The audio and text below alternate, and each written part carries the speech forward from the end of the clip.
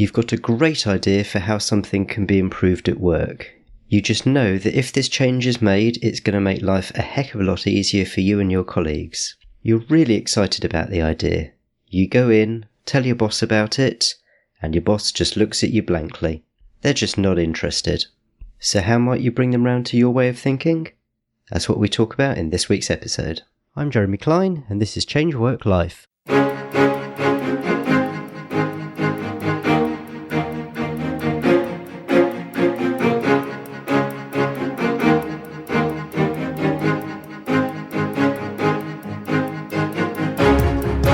Hello and welcome to Change Work Life, the show where we're all about beating the Sunday evening blues and enjoying Mondays again. Have you ever tried and failed to persuade someone to your point of view? Maybe you tried to convince a work colleague about an alternative way of doing something, but you just felt like you weren't getting through to them. Are there techniques you can use to help you? That's what we're going to be looking at this week as we delve into the world of neuro-linguistic programming, or NLP. And joining us this week to help, I'm delighted to introduce Brigitta Hoeferle.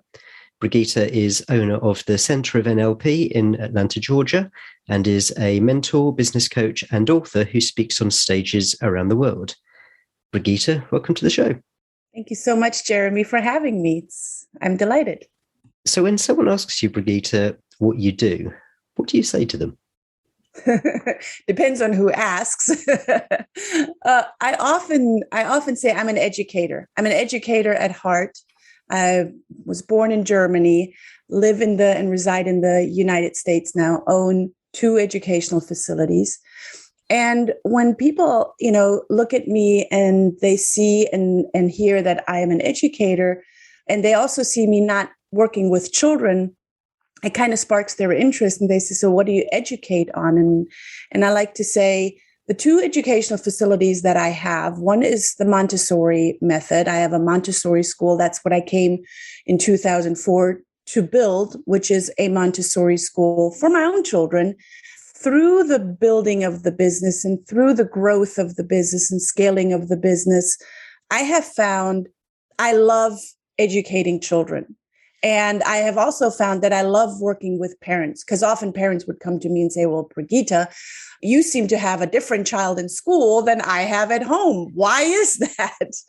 And I would start educating parents and give them some insights and setting boundaries and giving children meaningful things to do, and, having them part of the household and having them part of the, family task force, if you will. And out of that, I realized it's the adults that shape, I know it took me a little while, but it's the adults that shape our children. And that's when I heavily invested in learning more about that. And that's when I became an NLP master and learned more about neuro-linguistic programming. So that's a long answer to your short question. I am an educator at heart, and I love to educate people holistically so we can really have an impact on the future of our lives, and that's through our children.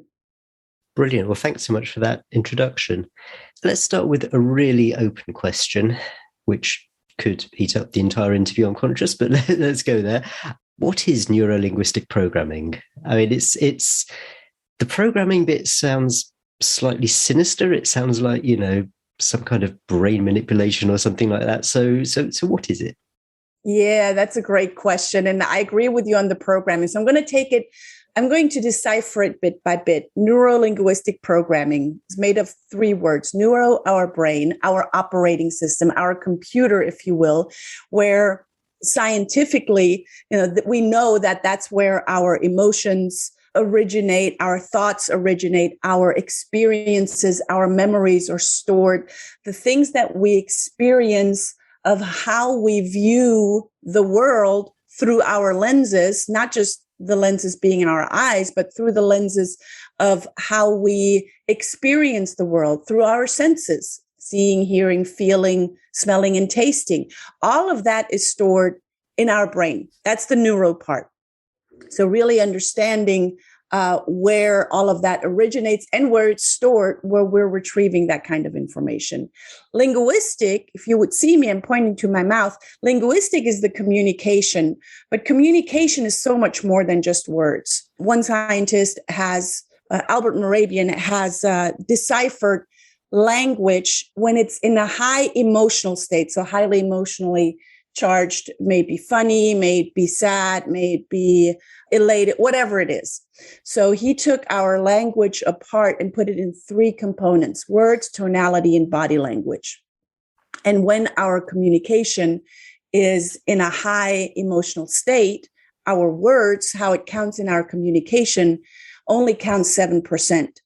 Our body language counts 55% and our tonality 38%.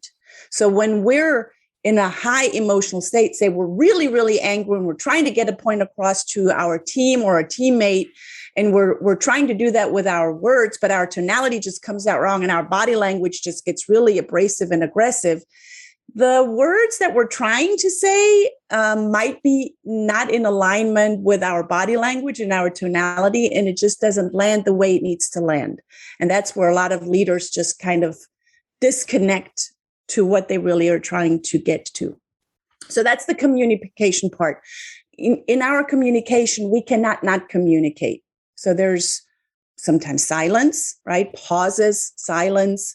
There's the body language part that speaks a language all for itself, if you will. Sometimes I have to tell my face, if you would see me, guys, sometimes I have to tell my face to shut up separately because it just speaks languages all by itself without me saying anything. And then there's the programming part, as you just said, Jeremy. It's kind of, I don't know how about feel about programming.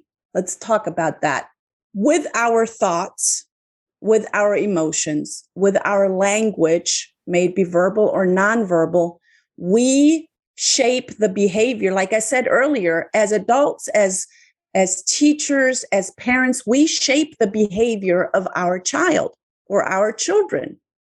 As a teacher, we have an impact on a whole classroom. As a mother, as a father, we have impact on our children, maybe even on our own parents, perhaps other family members, neighbors. So with our thoughts and our communication, we have an impact on people's behavior, other people around us that are listening to us, and of course, on ourselves. So our thoughts lead to, in our communication, may it be inward, our self-talk, or outward, the things that we're saying to other people, shapes their behavior. And therefore, we, if you want to use that word, we program others of how they feel about us or of how they feel about what I am saying. Let's look at TV programming. Within a TV program, if we decide for TV programming, if we don't have, a high paid subscription, there is also advertisement. Advertisement programs us to create a feeling around what I'm seeing. Ooh, there's this brown liquid that is being poured into a glass with ice cubes, and you hear it go, and someone drinks it and goes, I don't have to tell you what that person is drinking because you probably already made up your mind what that brown liquid is, because we have been programmed, not just over weeks and months and years, but over decades, what this liquid is called and what it tastes like. You can probably already taste it in your mouth, right? And your saliva is probably gathering because you're like, now I'm really yearning for this drink, if you like it. So we program either ourselves by drinking or eating something over and over again and anchoring an expectation or anchoring a memory to something that we eat regularly when we are in that state of mind. Like my husband and I, we love to go to a Vietnamese restaurant because that was the restaurant that he took me when he proposed to me. Vietnamese cuisine for us has a special meaning. So we constantly, as humans, we're meaning-making machines and we're programming ourselves. Now, the thing about programming is there are other people like advertisement or people that want you to buy something, may it be from stage or someone that rings a doorbell. They're trying to program you, but often they come across as, slimy kind of car salesy guy type of personality, and it doesn't work. So because it's not done masterfully. advertisement, like I just shared with you, the brown drink, done very masterfully. And we have been programmed over decades since I was a little child. And there is no resistance other than the resistance that I know that that drink is not good for me because of the sugar count, because of the sugar count, because of the sugar count, and because of the sugar count, basically, for me. So I don't drink it. I know what it tastes like, but I don't drink it. So wherever there is a programming, when we become aware of what are the consequences of these programs, I first have to become aware of it to then also have a counter program, to have an evidence or enough evidence for myself to realize, okay, this is not good for me, or me finding excuses. And the excuses might be a programming that we do subconsciously on a regular basis, finding excuses of not going to the gym. Oh, it's too hard work, or I don't have time, or I don't want to get up in the morning, or I don't want to go at night, or whatever the excuses that might be. Those excuses are evidence for you to not go to work out. So we're constantly, the point that I'm making here is we're constantly programming ourselves, and we're being programmed by our environment, by TV programming, by the people around us. That was, again, a very long explanation to a short question. But that's a really helpful explanation. Thank you for that. And to summarize, and correct me if I've not got this correct, but it's essentially, it's something that we do to ourselves effectively, or that we sort of build into ourselves, the way we react to things, the way how a certain trigger might make you react in a particular way. And it's also a means by which others can seek to influence you, or the counter to that, you can seek to influence others.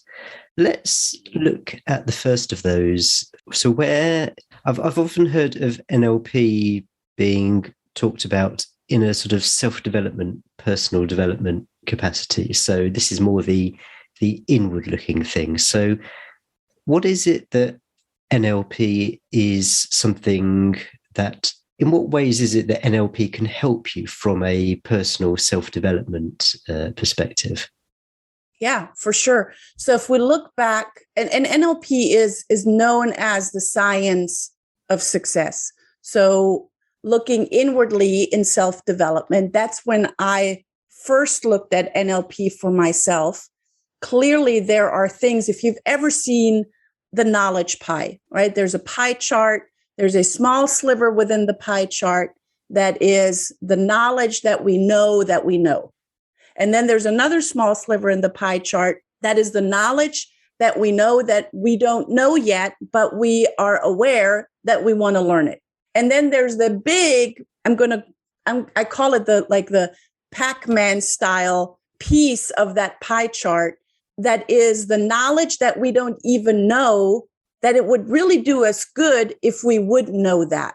So in personal development, as a leader, it would be very beneficial to learn first about yourself, to then decipher what are the things that work really well for me. What am I doing on a consistent basis that is very supportive, not just to me, but to my outer world, my family, the team that I'm leading, my children, my parents, anyone that you want to have a great relationship with. Because at the end of the day, Jeremy, it is not about the money that we make and the sales that we do. It is about what kind of relationships do we have in business and in personal life. And first and foremost, before we can have a really good relationship with someone else, we got to have a good relationship with ourselves. So looking at and deciphering which patterns do I run regularly that were probably keeping me safe, perhaps at some point, but they're not keeping me safe anymore. You might have a pattern that is, and often these patterns come from our imprint phase when we were children, from age 0 to age 6, that there was no wall, if you will, or you can't see the wall, but there's the subconscious and the conscious mind was one within that imprint phase. That means all of the information, everything that's been said over and over again sticks. It's part of your belief system. If your mom, when you were a small child, said on a regular basis, you're dumb, don't touch that hot stove. Well, now you're making it mean, because you heard it so many times over, that you are dumb, and maybe touching the hot stove makes you less dumb. I don't know. Whatever the child, in their little brain creates. So growing up, what remains is you're dumb.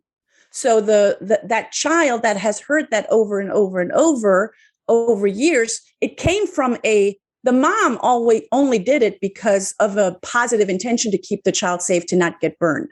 But what stuck was that the now adult still carries around you're dumb, and wonders, why in the world am I not getting where I want to be?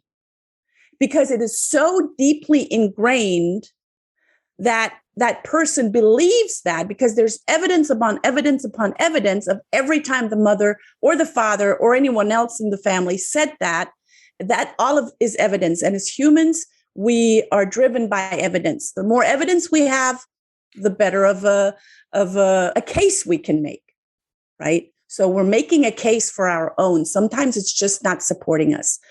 So NLP allows you to remember the thoughts lead to your communication that leads to your results. That can either be a programming that works for you or not work for you.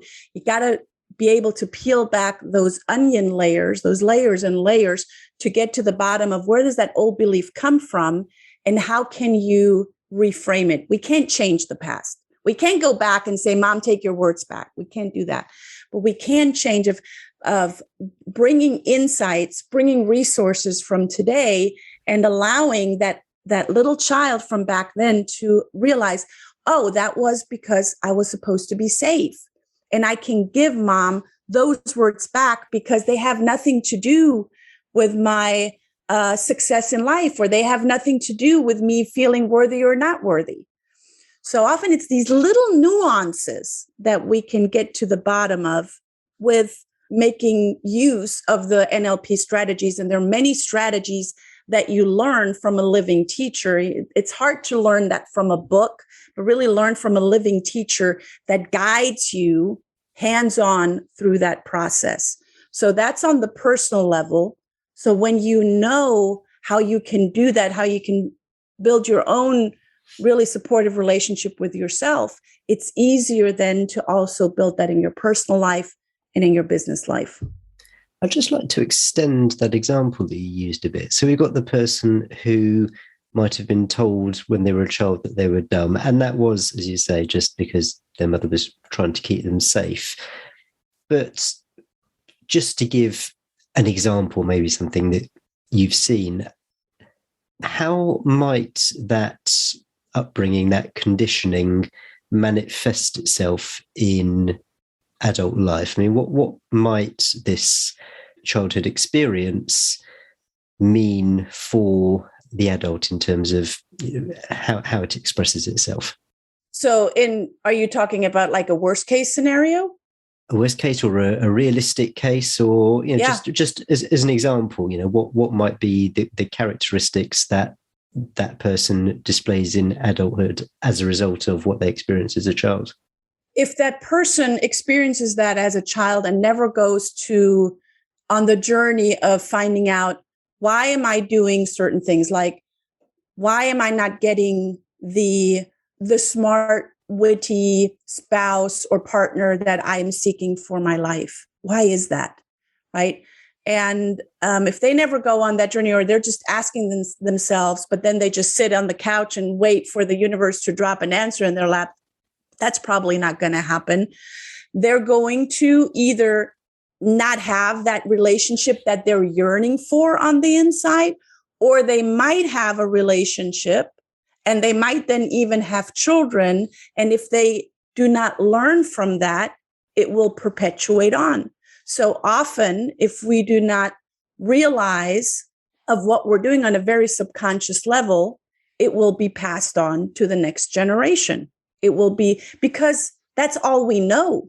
And if we don't go on that journey of the knowledge pie of looking at, okay, so if I'm not aware that that's actually what I'm doing, and now I'm telling my child, are you dumb? Don't touch the stove. Because I'm telling them that because I know I know how that works. I've heard it so many times in my own life. I know how that works. So I'll pass it on. It worked for me. I never touched the stove, so I'll just pass it on. So if there's not an awareness of, actually, it's not okay to call my child dumb. Actually, it's not okay that I carry around the notion that I might be dumb, because am I? And what would it feel, sound, and look like if I'm not dumb? Because I don't think I'm dumb, but why do I have that notion that I am? To what extent do you need to dive into the past to address some of this? I know that it's a fairly common technique in things like counselling or therapy to look at past experiences and see what impact they might have. But I guess on the other hand, there could be a concern that you almost drive yourself crazy trying to look at all the events in your past life and figure out what they might mean and start to see patterns where there are no patterns and suddenly think, oh, yes, that's what it was all about. And suddenly you're just driving yourself slightly potty, trying to figure out all of these things. Is there a happy medium, a line where this kind of, it's useful, but you don't go beyond that? Yes. And I'm not a fan of go dig in the past, but I am a fan of becoming aware of where did it happen, or when did it happen? How did it happen? And then offering a reframe. Because like you said, and I said it earlier, we cannot go back and change the past. So digging around in the past is not, from where I'm standing, from my point of view, not necessarily the best way to go about, but you got to be aware of where has that happened, and then offer some resources and cut the ties. So one of the strategies in NLP is called a pattern interrupt. So you interrupt that pattern, you become aware of the pattern, you interrupt it, and you can interrupt it by with a language pattern. Like one very common language pattern that I use with my clients is, up until now, I told myself I am dumb, for example. From here on forward, I will acknowledge my knowledge and then fill in the blanks, X, Y, Z. So you're cutting the ties that up until now, this is what I did. And from here on forward, like from the moment that I'm talking right now, I will do. And now you're offering a reframe, or you're offering the new way that you want to go about. Now that's changing a habit. And the older people are, the harder it is to change a habit, right? So you got to be very mindful. You got to be very aware of what is no longer serving you, what you want to do from here on forward, and literally have that new belief, that new mindset. You can post it all around your house for the beginning, so you're constantly reminded, because often that little voice of I'm dumb sneaks in and you're not even aware of it. In the funniest little, could be happening right now as we're talking. So you want to be so alert and so mindful that it'll just subconsciously creep up and take over, that you do have that reframe in place of how you want to replace it. And that also takes evidence procedure, right? So sometimes one of the strategies that I use with my clients is I have them draw a table, and I have them put on that table that new way of thinking or that new belief.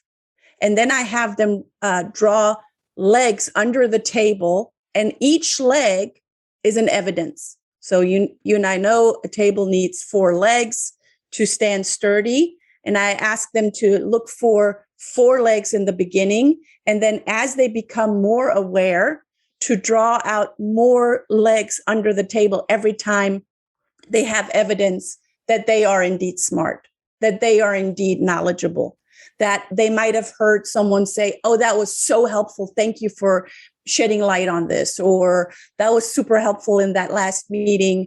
And then they would draw those or write out that evidence as a leg under that table. And the more legs are under that table, the sturdier that new belief becomes. I'd like to switch this over now to how NLP can be used as a tool in interactions with others. So we've talked about how you can use it to work on yourself, how you can look at some underlying beliefs you might have, and how you can combat those beliefs through reframing. But I think you mentioned that also NLP is something, or NLP techniques are something that you can use to assist you in interactions with other people. Can you sort of start to introduce us to that as well, please? Yeah, absolutely. I do a speaking and I'm often asked to speak, and I ask from stage, how many of you are in sales? And I ask the participants in the room. And then I have, maybe a third, maybe a half of people raise their hands. And I say, that was a trick question. You all are in sales. You are constantly selling your idea, your opinion, you're persuading your superior to look at your idea that you have, that would actually make a great change in the workflow, and it would make things work smoother, right? Most people just go in and say, we got to do this and we got to do it now. So there is no bridge to even say you were my boss, Jeremy, and I would come into your office and I would have this grand idea and I'm really enthusiastic about it because I know in my own world, I know it's going to make a change in the workflow, and it would make your life, my life, everyone's life that's working in our department easier. Now, I might come into your office and I might completely disturb you, get you out of your own mindset of something that you're doing, going through your spreadsheet or whatever you're doing. And I just come in, bulldoze over you and say, this is what we're going to do. Well, your first reaction is going to go, get out, right? I don't want to hear it. I'm not ready for this. Get out. So in that, and I'm totally overdrawing the scenario, but that's how it often works. We're not picking the person up that we're trying to make an offer to buy our idea, to buy our opinion, or to buy our product or service, and pick them up where they're at in their model of the world. And first of all, relating to them, to then go on a walk with them, to also be able to then see your side of the world. And I see that more and more happening in interactions with people. It is almost like a black or white interaction. We either immediately see eye to eye and it's like, oh yeah, I totally get what you're saying and it makes total sense, or no, that's absolute bollocks and we're not going to go into that at all.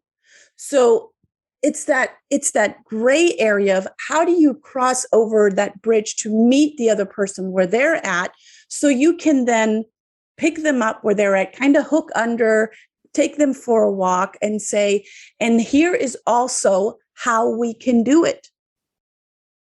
Parents, I as a child, I'd rather have chocolate for dinner or Sunday ice cream. Okay, you can have ice cream for dinner after you've eaten your broccoli. So you're acknowledging, okay, you can have that. There's a little bit of bribe perhaps in there as a child, but first you're going to eat your broccoli, or at least you're going to try something new. And then you also, as a parent, right now I'm talking about parents and not leaders of a company. As a parent, then you also got to be very aware of what are the consequences. So setting clear boundaries. So if this is not being done, then here's the boundary and here's the consequence, AKA you're not going to get your ice cream. Parenting and leadership can be the same and can be two different things. I'm not saying to penalize your team members, but the strategies of neuro-linguistic programming can help you to see the other persons of the world, so they can then be open enough. You hear people will buy from you or buy your idea when they know, like, and trust you. Well, yeah, that's all fine and dandy, but how do you build that know, like, and trust? How do you build that rapport? With some people that are very much like you in your personality style, it's easy. When you have someone that is not like you at all, it's going to be more effort because you got to learn a different coded language, if you want, putting that in air quotation marks, because you're not necessarily speaking their coded language. You might be speaking the mutual language of English, but you're not speaking their coded language. That means that you're not picking that person up where they are at. We start to touch on some of the specific techniques that one might be able to use, and let's give an example. So a few months ago on my podcast, I did an interview which was all about conducting meetings, and we had a conversation about how to make the dreaded team meeting more effective and not just a talking shop that no one wants to be there and no one gets anything out of, and everyone leaves thinking, well, there's an hour of my life I'm never going to get back again. So say I've listened to that podcast and I'm thinking, oh, this is great. Yeah, there's some amazing ideas here. I'm going to go and talk to my boss and try and persuade them that we should do team meetings in a different way. Now, I could go to the boss and say, I think we should do team meetings differently. We don't get anything out of them. And here's some ideas for what we can do alternatively. And that might get a reaction. It might fall on deaf ears. What sort of techniques could I use in that conversation to stand a better chance of getting my boss's buy-in? First of all, I would set an appointment and not just walk into the boss. So set an appointment and really have a good amount of time where you have one-on-one time with your boss, first and foremost, because most people just kind of walk in. I don't know if that's still doable or not these days. Then I would pick up, like I said earlier, pick your boss up where he's at and ask. When you ask good, open-ended quality questions, you will actually get answers for them. So be mindful of what questions you're asking. One of the first questions that would ask is your boss, what do you get out of team meetings? What do you get out of, that hour or half hour, however long it is? And then ask, and what would you change? So first, your boss also wants to be heard. So you pick him up where he's at, and then you would go into, I agree with your ideas, and would you be open to hearing more ideas? Now it's a conversation. Now it is and this is a language pattern all in itself. Would you be open of hearing other ideas? That is a test that you actually have rapport with the person that you're talking to, and that person is now engaged enough to go on that walk with you. Maybe they're already hooking under, and now you're going on that journey of, oh, let me look at it. Let me look at the world from your side. So when the boss says no, then you got to build more rapport and do a little bit more, I call it schmoozing, or asking very open-ended questions that will allow the boss to talk about what he would like to see. And of course, I sure hope that the bosses that we're dealing with here, that those are the bosses that I'm dealing with, are open enough to have a conversation with the team.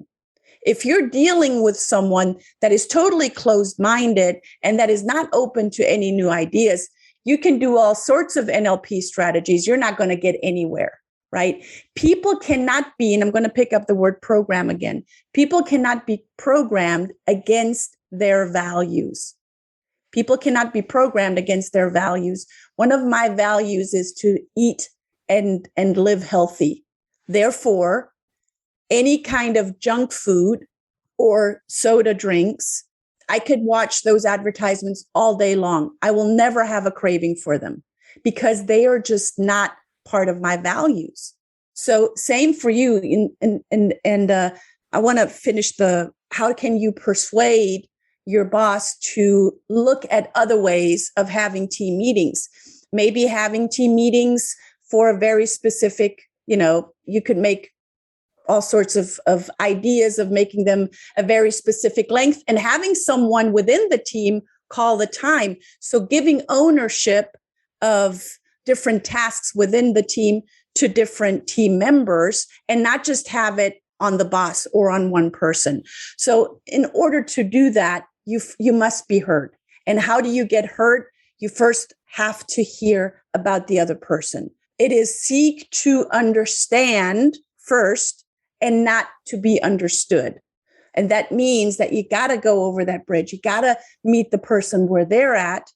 And that, depending on the personality styles and how different your personality style from the other person's personality style is, that might take, a little bit longer or will shorten the strategy itself.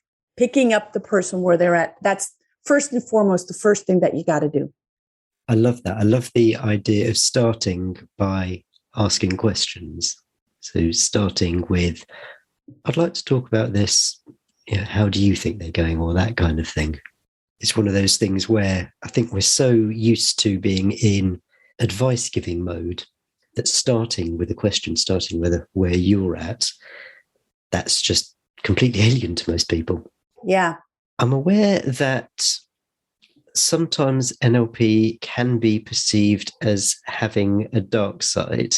Perhaps it's that line between persuasion and manipulation. So you've talked about advertising and where it's this, this slightly sinister, the programming part of it, where someone on a stage is trying to manipulate you to open your wallet, get your credit card out, rush to the back of the hall and spend £2,000 or dollars or whatever on their program or whatever it might be. What should people be wary about in terms of NLP?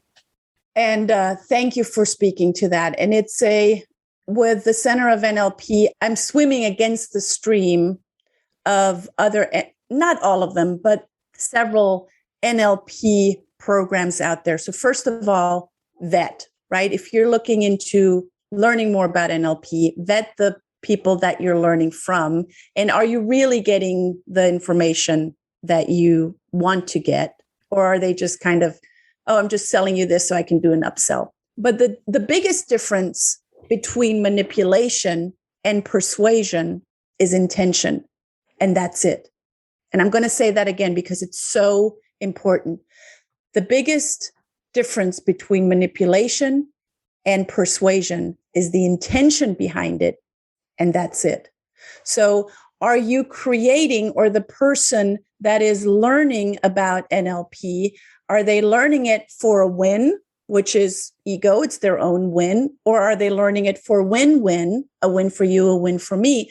Or as we're teaching it, is it a win-win-win, a win for you, a win for us, and a win for the community or the company or the neighborhood or the bigger family or whatever the bigger entity is that is connected to you and I? It's got to be a win-win-win. It's got to be a 3-part win, or else it is that manipulation. And I like to say, or I'd like to compare NLP with a hammer. NLP is a communications tool. It is the meta program of our communication, of our language that we're using. And when we're aware of the meta program, then we can use it intentionally. Now, a hammer is made to build a house, put walls together, put pieces of wood together to build a beautiful birdhouse or even a full structure. But it can also be used to damage. It can be used to hurt someone. It can be used to hurt, to demolish a house that doesn't need to be demolished. So it's the intention behind the use of this incredible tool that really, you got to be mindful of.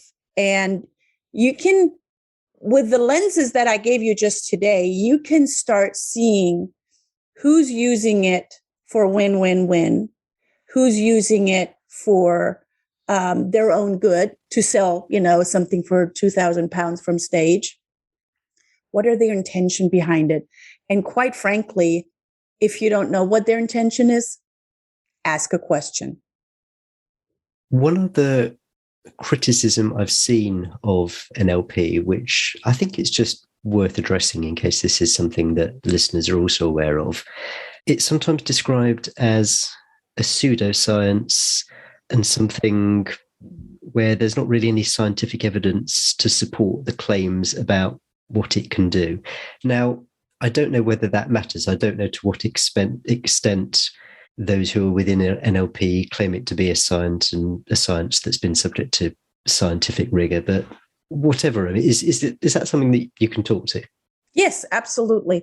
So it is, for me, it is the science of success. And let's look back at the founders of NLP, Richard Bandler and John Grinder.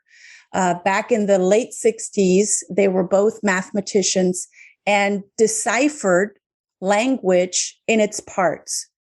And out of that, from where I'm standing, from my point of view, it is a science in itself. And for people that are looking at, is it a pseudoscience or trying to give it some meaning, that is totally okay, because from where they're standing, it might serve a purpose for them to understand it in that way. From where I'm standing, the being able to have these strategies that I can use to support someone to get to the place in life that they want to get, I really don't need it to back up by any specific science, if you will. Perfect. That's great. That's a fantastic explanation. So thanks for that. If people are interested in delving into the subject in more detail, there must be reams and reams and reams of literature out there. Where's a good place that you might someone to start if they're interested in looking this further? Well, there are all of the books by John Grinder and Richard Bandler. They are, for the beginner, they're not an easy read. There's one book by Richard Bandler, Frogs into Princess. They're not an easy read. I like for people to start out reading, it's a book that is not an NLP book per se, but is an incredible book that actually touches on some of the success patterns within NLP. And it's by the author Don Miguel Ruiz, R-U-I-Z is the last name. And the book is The Four Agreements. And although it is not an NLP book, if you will, it is a very important read for anyone that is interested to learn more about NLP, because it sets the stage and it sets the foundation in the right direction of creating those win-win-wins. Perfect. I'll put a link to that in the show notes. And where should people go if they want to find you? centerofnlp.com, or simply Google my name, Brigitta Hoeferle. It's very easy. You spell it just like you say it. So I'm the only one out there with that name.